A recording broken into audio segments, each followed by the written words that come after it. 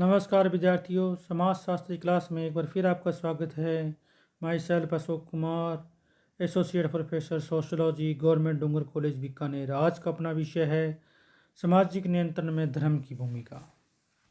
Next class में हमने बात की थी सामाजिक नियंत्रण में राज्य की भूमिका क्या थी। अब अपने बात करेंगे सामाजिक नियंत्रण में धर्म की क्या भूमिका है। धर्म सामाजिक नियंत्रण का प्रमुख साधन है। ईश्वर, पाप एवं नरक के भय से व्यक्ति समाज विरोधी कार्यों से बचता है। सामाजिक नियंत्रण में धर्म की भूमिका एवं महत्व बहुत अधिक है। नंबर एक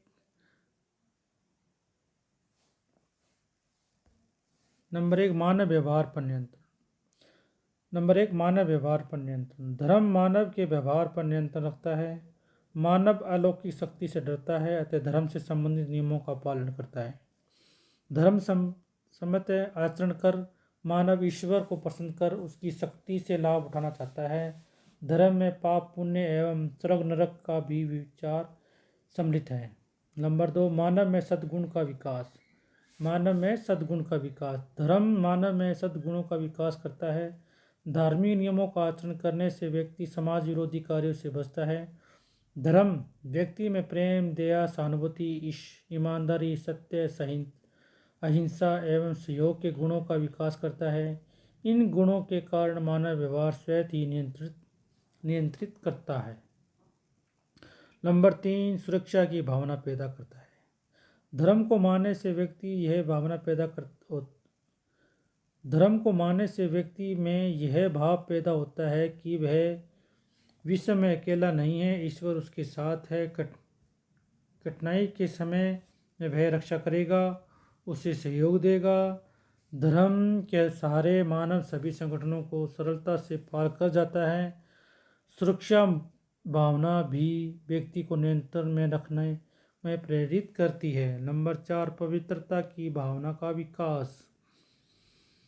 इमाइल दुर्खियम के अनुसार धर्म पवित्र और अपवित्र में अंतर स्पष्ट करता है। धर्म पवित्र कार्यों को करने का निर्देश देता है तथा अपवित्र कार्यों से बचने को कहता है ताकि पाप से दूर रखा जा सके। अधार्मिक कार्य ही पाप है, धार्मिक कार्य पवित्र व पुण्य है। धार्मिक एवं पवित्र कार्यों को करने की आज्ञा देकर एवं अपवित्र कार्य जो कि समझते समाज विरोधी होते हैं उन पर रोक लगाकर धर्म समाज पर नियंत्रण बनाए रखता है। नंबर 5, धार्मिक संस्कार। व्यक्ति धर्म से संबंधित अनेक संस्कार उत्पन्न करता है। संस्कारों को संपन्न करने के दौरान कुछ निश्चित आचरण करने होते हैं। अन्य शब्दों में कुछ नियंत्रणों को स्वीकार करना पड़ता है। हिंदुओं में विवाह एक पवित्र संस्कार है। विवाह से संबंधित नियमों का पालन कर व्यक्ति सामाजिक नियंत्रण को स्वीकार करता है। नंबर 6, कर्तव्य एवं कर्म के रूप में नियंत्रण। हमारे यहाँ मानव के कर्तव्यों के रूप में अनेक धर्मों की चर्चा की गई है, जैसे धर्म, वर्ण धर्म, आश्रम धर्म, कुल धर्म, देश धर्म, राज धर्म, धर्म एवं मानव धर्म। ये सभी धर्म व्यक्ति को कुछ निश्चित प्रकार के कर्तव्य करने का निर्देश देते हैं और उसके अनुकुश व्यवहार करने को नियंत्रण रखते हैं। नंबर 7, आर्थिक जीवन पर नियंत्रण।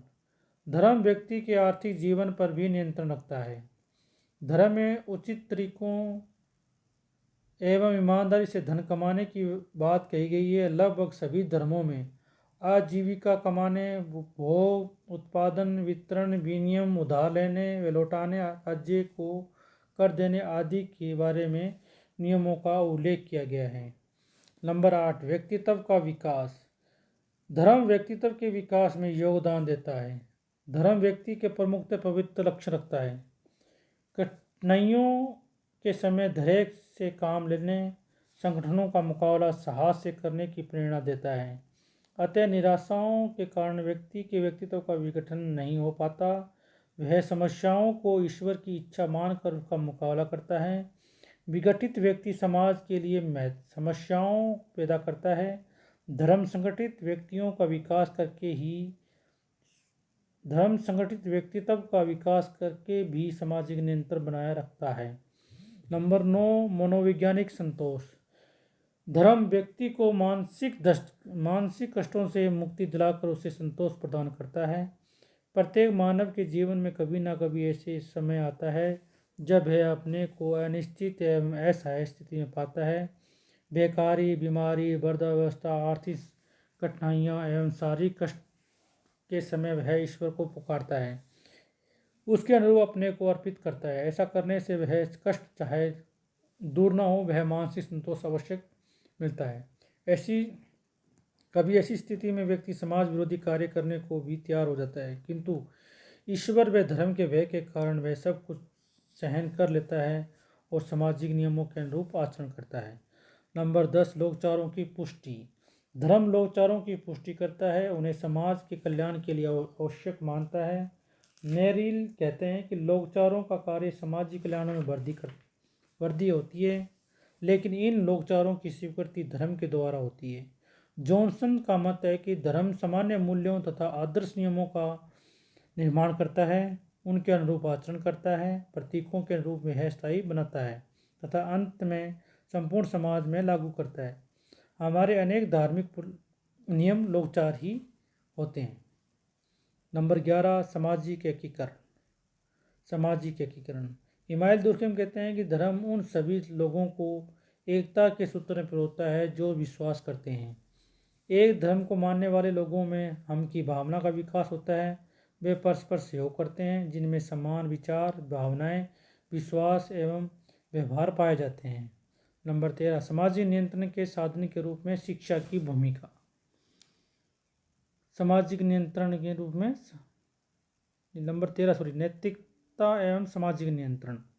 नैतिकता और सामाजिक नियंत्रण। धर्म की तरह नैतिकता और सामाजिक नियंत्रण का एक महत्वपूर्ण साधन है। नैतिकता व्यक्ति को उचित अनुचित का बोध कराती है, साथ ही उसे अच्छे कार्य करने के लिए निर्देश देती है। नैतिकता अनुचित और अनुचित बुरे कार्यों पर रोक लगाती है।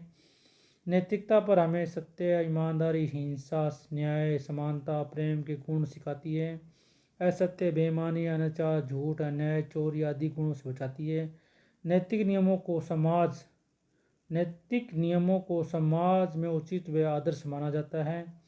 इनके उल्लंघन पर सामाजिक निंदा, खिल्ली उड़ाना और प्रतिष्ठा की हानि का डर रहता है। नैतिकता में समूह कल्याण की भावना छिपी होती है।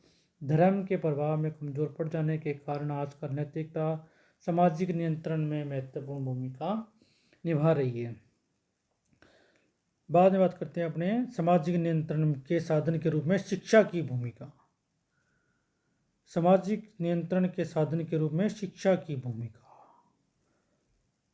समाज में नियंत्रण बनाए रखने की दृष्टि से शिक्षा अपनी भूमिका निम्नलिखित 2 प्रकार से निभाती है। नंबर 1 समाजीकरण द्वारा, नंबर 2 बौद्धिक विकास द्वारा। नंबर 1 समाजीकरण द्वारा। समाजीकरण का तात्पर्य व्यक्ति को अपनी संस्कृति एवं समाज का ज्ञान प्रदान कर समाज की एक प्रक्रियात्मक इकाई बनाता है। नंबर 2 बौद्धिक विकास। नंबर 2 क्या है? बौद्धिक विकास द्वारा। शिक्षा का एक प्रमुख कार्य ज्ञान, मानव एवं बुद्धि का विकास करना है। शिक्षा का एक प्रमुख कार्य मानव ज्ञान एवं बुद्धि का विकास करना है। आज की शिक्षा तर्क एवं विज्ञान पर आधारित है। वह मानव मस्तिष्क का विकास करती है, ज्ञान के द्वारा खोलती है, मनुष्य को चेतनशील बनाती है। बुद्धिमान एवं ज्ञानवान व्यक्ति से यह अपेक्षा की जाती है कि वह उचित और अनुचित में भेद करे और समाज सम्मत व्यवहार करे। सामाजिक नियंत्रण के साधन के रूप में शिक्षा की भूमिका में 2 पॉइंट थे, सामाजिकरण और बौद्धिक विकास। धन्यवाद विद्यार्थियों।